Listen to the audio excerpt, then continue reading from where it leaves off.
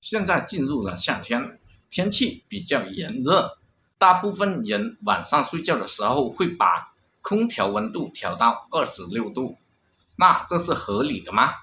今天我们简单的了解一下。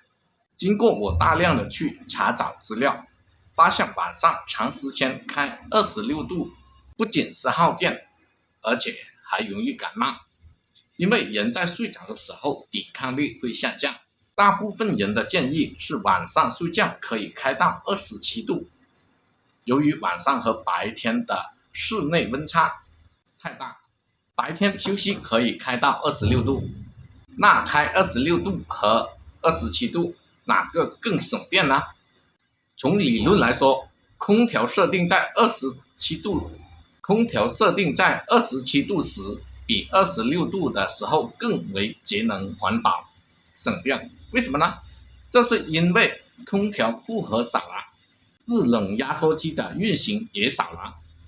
空调制冷运行时，房间内温度调得越高，就会越省电。这是由于排热的效率和温度差是有密切关系的。室外温度稳定的前提下，要是房间内温度越低，那排热效率越快，也就是凉气出去的效率越快。为了能维系房间内温度，热循环的频率一定要提升，即制冷压缩机工作效率增多，造成耗电增多。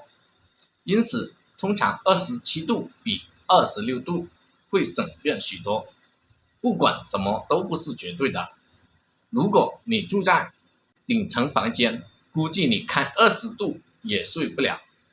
如果住1楼或者2楼，只要把空调设定到2点自动关机，然后开个小风扇就可以了。那么今天的视频就分享完成了，非常感谢您的支持，我们下期视频再见。